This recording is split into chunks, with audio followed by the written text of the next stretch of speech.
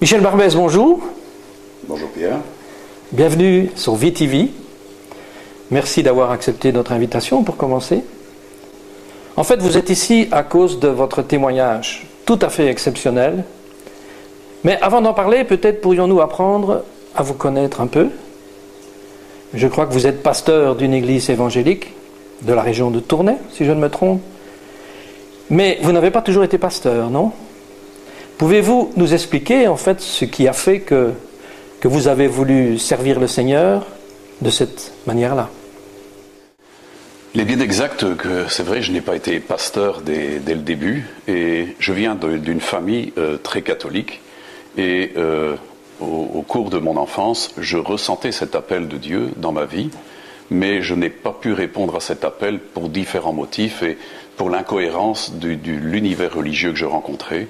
J'ai eu énormément de problèmes avec des gens religieux alors que je me posais de réelles questions. Aussi, ces choses-là sont restées pendant pas mal d'années en suspens. Mais quand l'appel de Dieu s'est fait fortement dans ma vie, je savais qu'un jour je devais rencontrer Jésus. Et à partir de là, ma recherche a été très forte. J'avais une véritable faim de rencontrer Jésus. Et j'étais prêt à parcourir des kilomètres pour rencontrer quelqu'un qui allait me parler sérieusement de Jésus. Et j'ai commencé à lire la Bible, et là je découvrais la parole de Dieu et ce qu'était réellement Jésus. Et suite à cela, j'ai été appelé au ministère. Il y a eu tout un cursus que j'ai suivi, où je suis allé dans des assemblées, et j'ai reçu cet appel de Dieu pour devenir pasteur. Et ensuite, vous êtes devenu pasteur. Et ensuite, je suis devenu pasteur, donc à Tournai. J'ai été appelé à Tournai spécifiquement, afin de déclencher un réveil. Donc c'était vraiment l'appel de Dieu pour moi, pour cette ville, d'une manière très concrète. Et ces choses-là se sont déclenchées, entre autres, avec des expériences telles que celles qui m'amènent ici à relater, quoi. Et vous avez vécu aussi des choses fortes, je pense, au niveau professionnel? Oui, des choses professionnelles aussi. Dieu m'a dirigé dans les affaires afin de vivre par la foi. Et pendant 30 années, j'ai vécu par la foi simplement en demandant à Dieu que les affaires soient bénies par lui.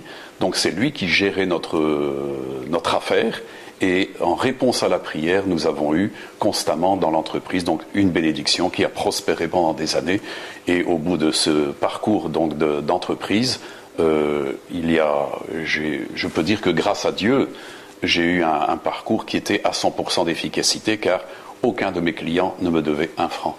Donc j'ai eu l'occasion d'amener des hommes d'affaires qui étaient ruinés à la connaissance de l'Évangile. J'ai pu avoir des contacts avec des gens et gagner énormément de gens au travers de ce travail d'entreprise. Donc je me suis fait énormément d'amis au travers de cette entreprise. Et apprendre aussi à connaître mieux Dieu, parce que cette conduite est une conduite de l'esprit.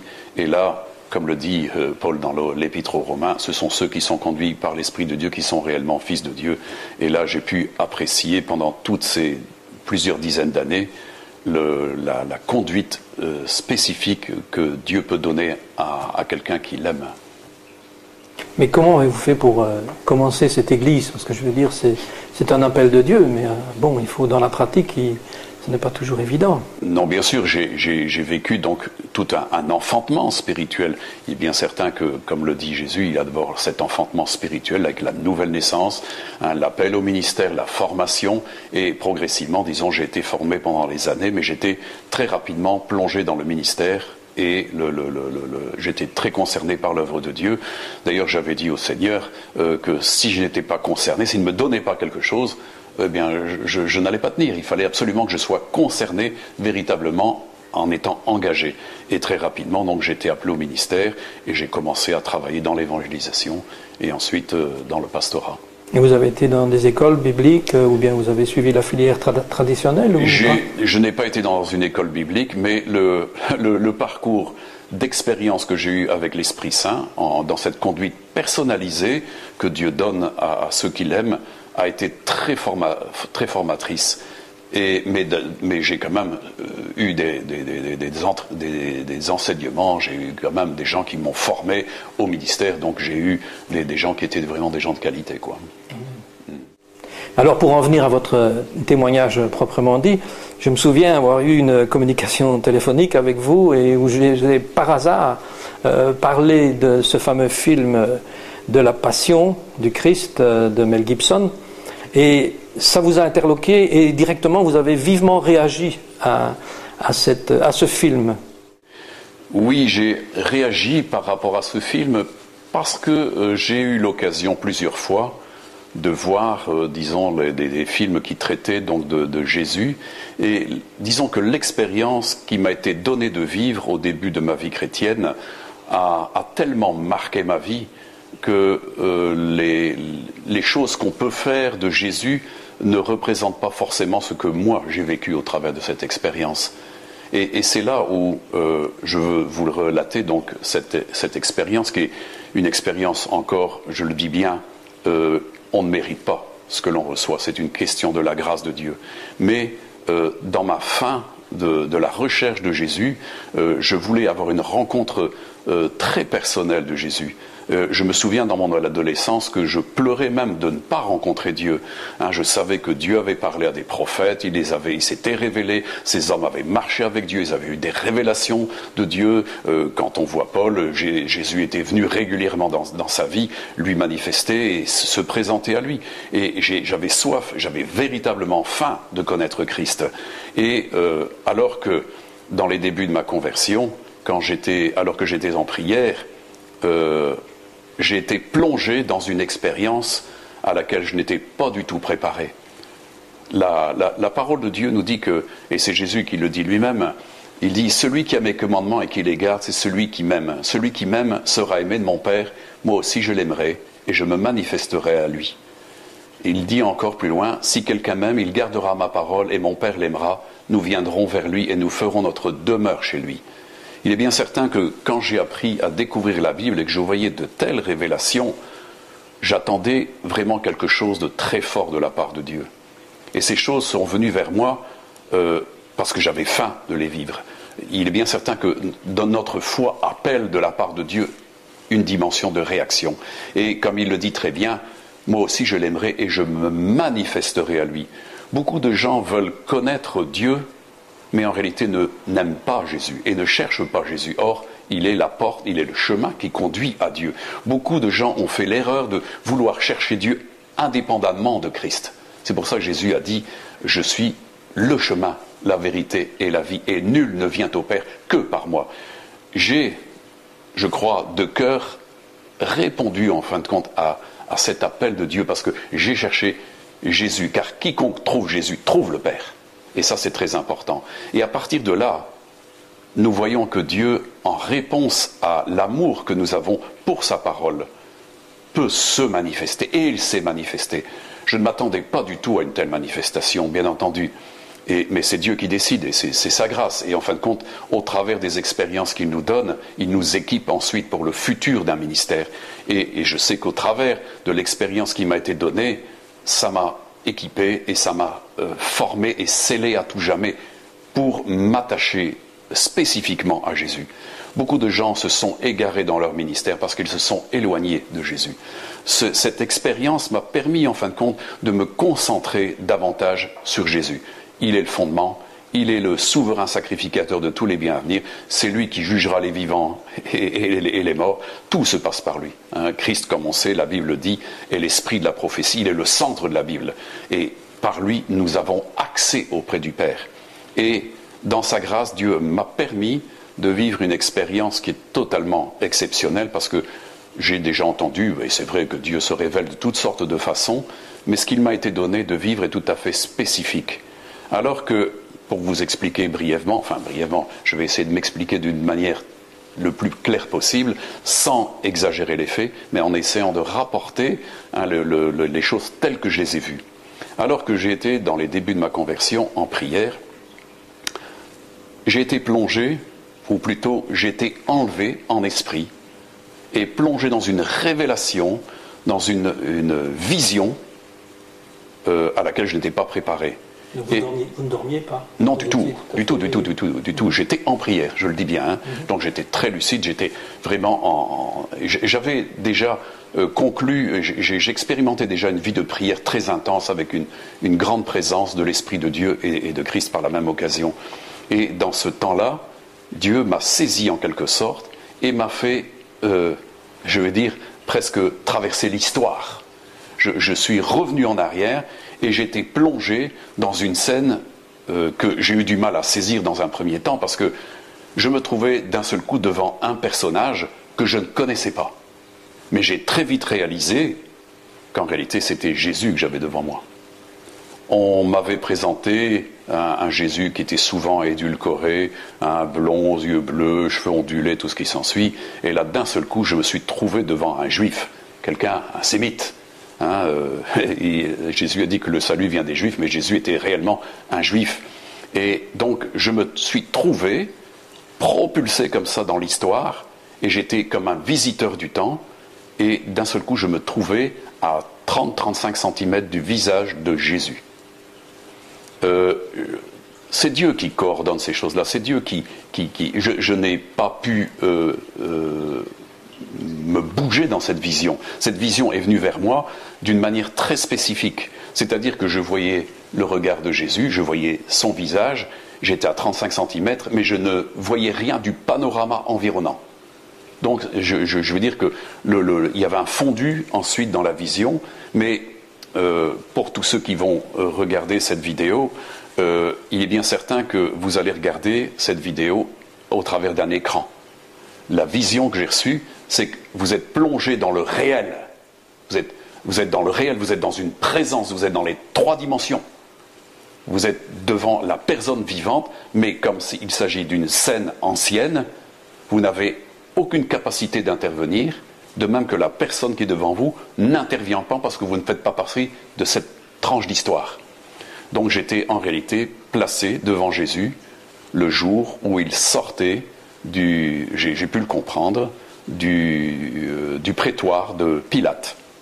Et là, je me trouvais devant un homme que je ne connaissais pas, mais j'ai réalisé qu'il était Jésus.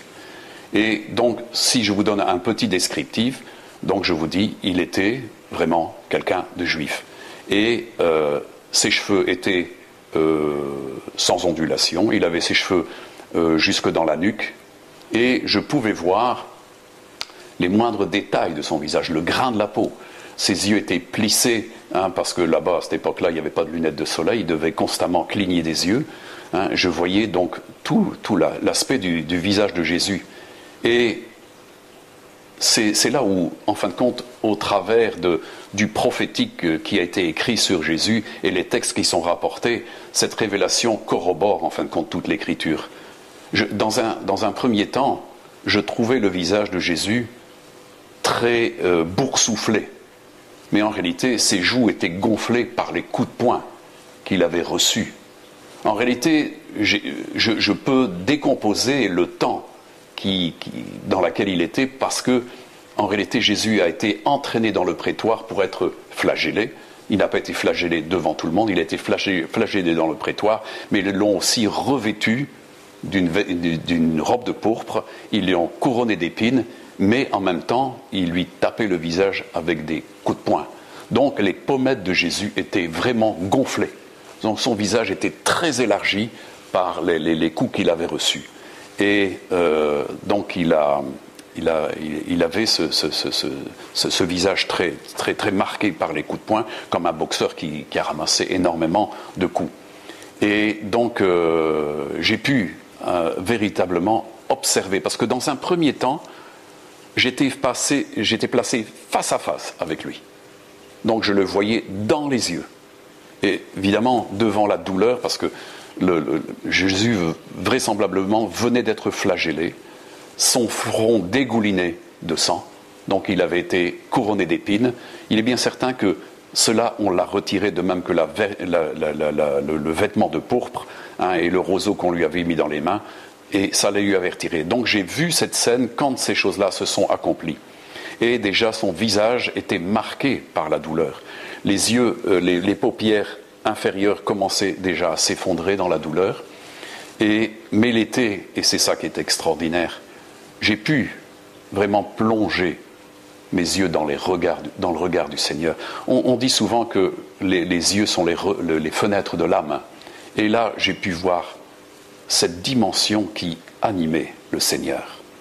C'était étonnant de voir combien un homme qui avait déjà supporté la flagellation était marqué par les coups sur le visage, était déterminé. Il y avait une détermination dans son regard.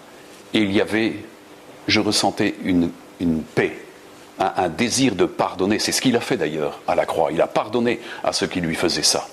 Il n'y avait aucune animosité, il n'y avait pas de lueur de colère ni rien du tout. Il y avait un sentiment de paix, mais aussi on le sentait très maître de sa destinée. Comme il l'a dit, on ne m'ôte pas la vie, je la donne. Il l'offrait. Quand il s'est avancé vers ses futurs bourreaux, il l'a fait en toute volonté, il est allé vers eux. Et on sentait que Jésus n'avait de cesse que d'accomplir ce pourquoi il était venu. Et cette détermination se lisait dans son visage, dans ses yeux. Il y avait un feu qui était là dans son regard, et c'était extraordinaire de pouvoir. Je sais que c'est un privilège que d'avoir vu les yeux de Jésus de son vivant. C'est quelque chose de voir le Fils de Dieu devant soi, c'est absolument ahurissant, et c'est vrai. Mais encore une fois, je dis, c'est une question de la grâce de Dieu, c'est pas quelque chose qu'on mérite, c'est Dieu qui nous donne un cadeau extraordinaire. Et là, je sais que j'ai vécu quelque chose qui m'a marqué à tout jamais. Et j'ai pu, à loisir, observer tous les aspects de son visage. Et c'était surprenant, parce que, voyez-vous, sur ses joues, il n'y avait quasiment pas de barbe, quelques touffes éparses. Et il y avait une chose qui m'avait choqué, c'est que sur ses joues, il y avait comme des blessures, des plaies. Et sur le coup, je me disais, mais c'est pas possible, lui qui guérissait les malades, il était malade lui-même. Mais en réalité, dans les jours qui ont suivi, le Saint-Esprit m'a conduit dans la lecture du prophète Ésaïe, et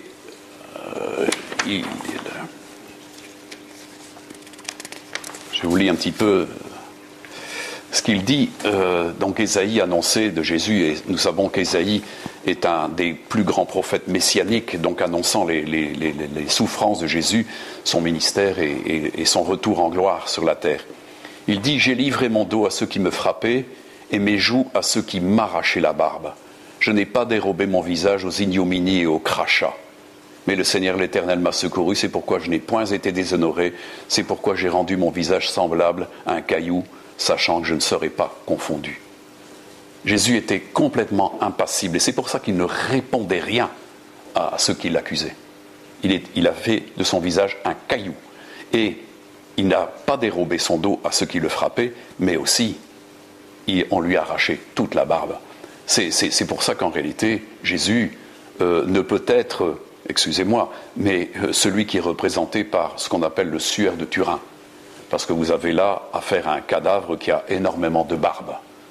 Et même le voile de Véronique qu'on a présenté, vous avez un homme qui a énormément de barbe. Jésus n'avait plus de barbe. Tout lui était arraché, quasiment. Donc, et ses plaies qui étaient là, sur ses joues, étaient en fin de compte le résultat de l'arrachage. En réalité, les légionnaires se sont défoulés sur lui et l'ont martyrisé à outrance. En plus de la flagellation, il a eu donc sa barbe arrachée. Et alors aussi, comme il est dit, je n'ai pas dérobé mon visage aux ignominies et aux crachats. Et sur le visage de Jésus, des crachats étaient là. C'était ignoble de voir cet homme, j'étais tellement ému de voir ça, cet homme qui n'avait fait de mal à personne, qui n'avait fait que du bien, être comme ça, aussi traité d'une manière aussi abjecte. Quand vous voyez un merveilleux visage comme ça, couvert de crachats, la barbe arrachée, et sanguinolent, c'est quelque chose, mais néanmoins, son visage restait toujours le même. Il était déterminé. Et ça, c'est merveilleux. Ensuite, la vision a changé C'est-à-dire que je me suis trouvé sur le côté gauche de son visage. Donc, c'est comme si Dieu me déplaçait pour assister. Et ça, c'était le temps où il était sur la croix. Et là, j'ai assisté à ce que Ésaïe dit, il dit, de même, hein, voici mon serviteur prospérera, il montera, il s'élèvera bien haut. De même qu'il a été pour plusieurs un sujet d'effroi, tant son visage était défiguré, tant son aspect différait de celui des fils de l'homme. De même, il sera pour beaucoup de peuples un sujet de joie. Devant lui, des rois fermeront la bouche, car ils verront ce qui ne leur a point été raconté. Ils apprendront ce qu'ils n'avaient point entendu. Voilà, ça c'est Ésaïe de nouveau qui parle. Et c'est vrai qu'il a été un sujet d'effroi pour plusieurs. Je ne sais pas qui sont ces plusieurs, mais du fait du positionnement que Dieu m'a donné devant son Fils, je crois que j'étais un spectateur privilégié de voir cette transformation. C'était, comme il le dit, un sujet d'effroi. C'était effroyable de voir. Et la croix est quelque chose d'effroyable. Ce visage, je l'ai vu, et c'est vrai que la vision que j'ai eue du Seigneur était assez longue. Elle était assez longue. Je ne peux pas vous dire le temps, mais ça m'a tenu énormément. Mais vous savez, c'est comme on peut filmer en accéléré des fleurs qui s'ouvrent ou des oiseaux qui volent et tout ce qui s'ensuit, et en un court laps de temps, vous pouvez passer cette vision. Et il est bien certain que le Seigneur m'a donné de voir ces choses-là avec des fondus accélérés. Mais je peux dire que j'ai vu Jésus depuis le temps où il est sorti de chez Pilate jusqu'au moment où il a expiré, où les ténèbres étaient là. Donc, dans un laps de temps très court, Dieu m'a permis de voir, en fin de compte, pratiquement la journée du Seigneur, puisqu'il a été 6 heures en croix. Et là, cette dimension d'effroi était extraordinaire. Parce que le visage de Jésus, je l'ai vu se décomposer dans la douleur. Et c'est vrai que vous m'avez posé tout à l'heure la question par rapport à Mel Gibson et le film de la Passion de Christ. Et c'est vrai que j'ai vu énormément quelques films qui traitaient, et j'ai toujours été déçu de voir le contexte, le scénario qui était donné, parce qu'il y a toujours des autres choses qui rentrent dans le contexte du film, et ça n'est pas conforme aux Écritures, ce n'est pas conforme à la vie de Jésus. Et de même que dans le cas du film de Mel Gibson, j'ai vu quelques photos. Et quand on voit le Jésus de la Passion du Christ de Mel Gibson, vous avez affaire à un homme que l'on grime, c'est-à-dire à qui l'on ajoute des choses sur le visage. Mais c'est tout le contraire qui se passe quand on a affaire à une crucifixion. C'est qu'en réalité, le visage se vide littéralement. Les 6 heures où Jésus est sur la croix, c'est 6 heures de tension musculaire, étant en asphyxie continuelle. Et donc, tout cela a une répercussion très rapide sur le visage de celui qui est crucifié. Et donc, les pommettes que j'avais vues au début, qui étaient très gonflées par les coups, se sont littéralement fondues. Ça a fondu littéralement.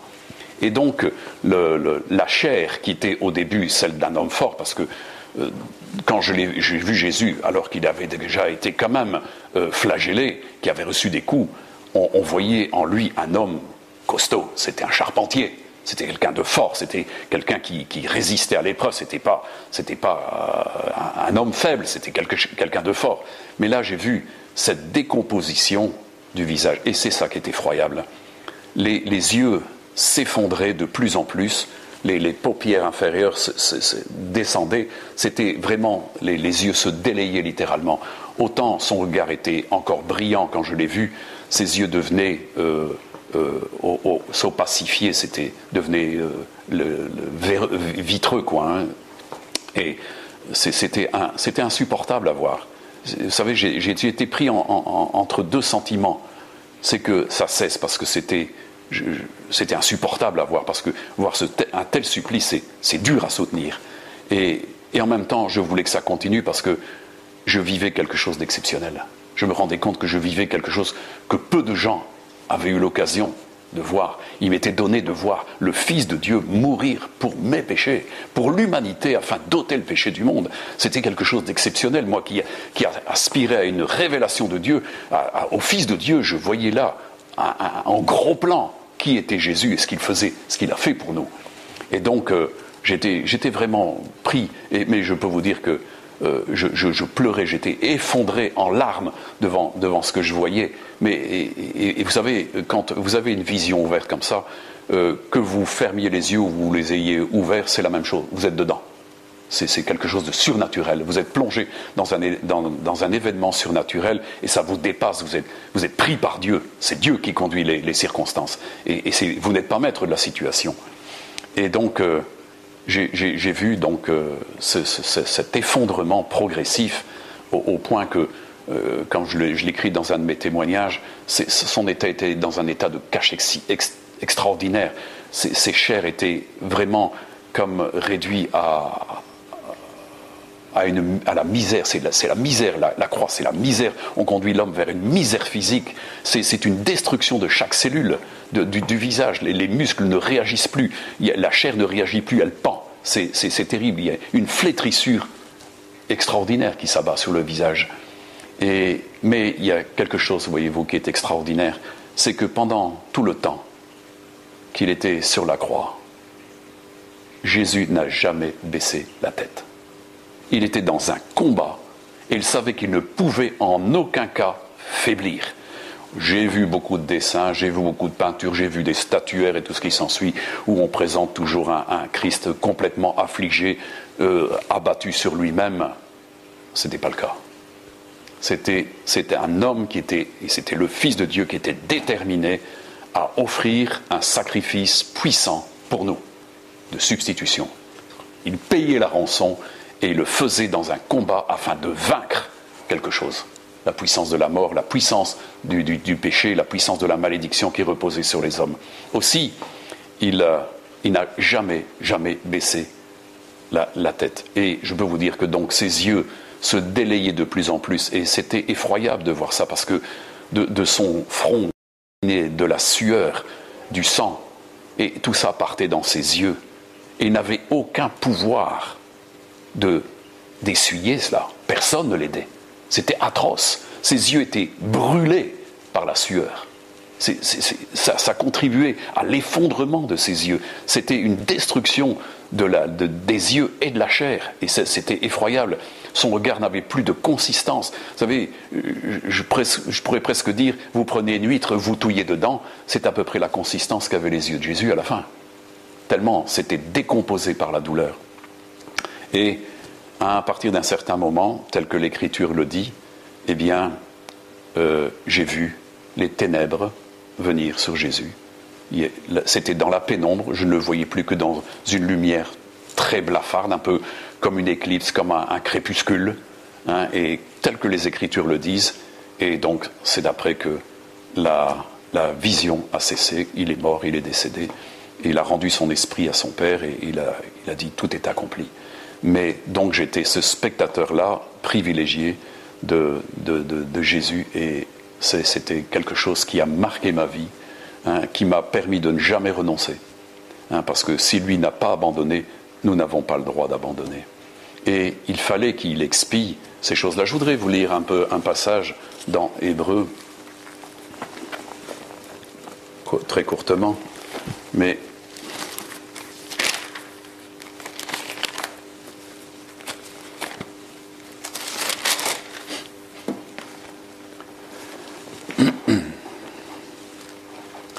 mais celui qui l'a abaissé pour un peu de temps au-dessous des anges, Jésus, nous le voyons couronné de gloire et d'honneur à cause de la mort qu'il a soufferte.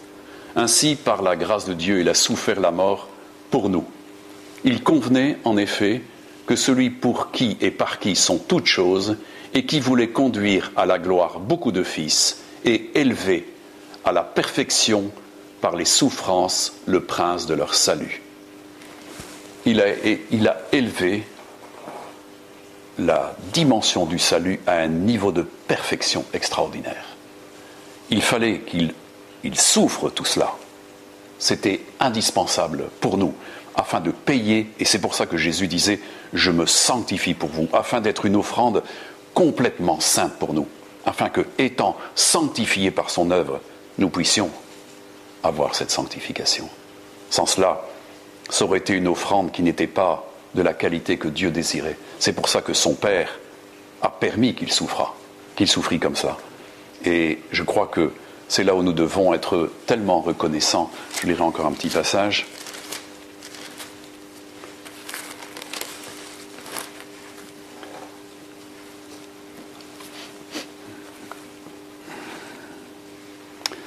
C'est pourquoi Christ, entrant dans le monde, dit « Tu n'as voulu ni sacrifice ni offrande, mais tu m'as formé un corps.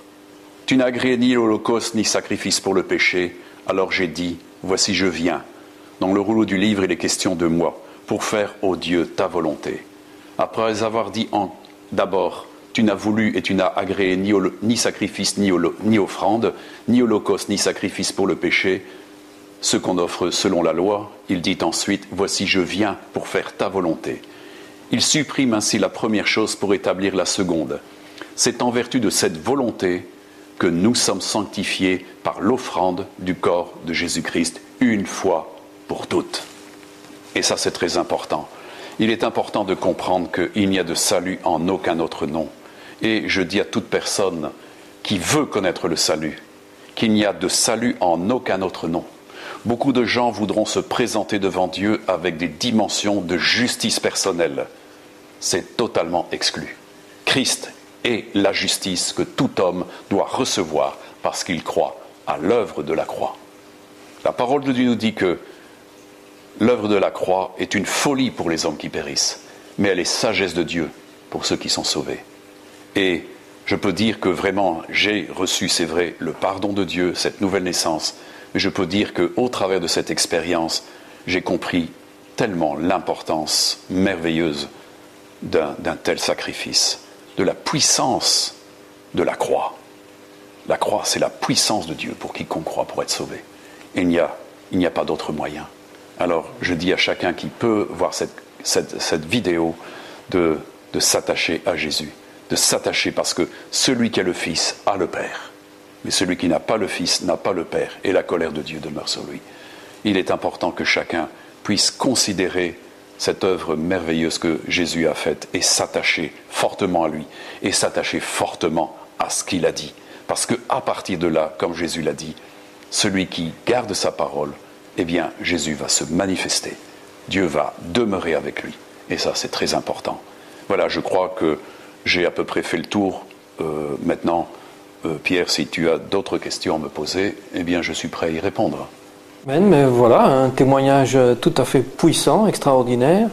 Je vous remercie beaucoup de vous être déplacé pour nous avoir apporté cela, parce que je pense que c'est très important pour les personnes qui soient touchées par ce témoignage extraordinaire, et que Dieu vous bénisse dans la continuation de votre ministère.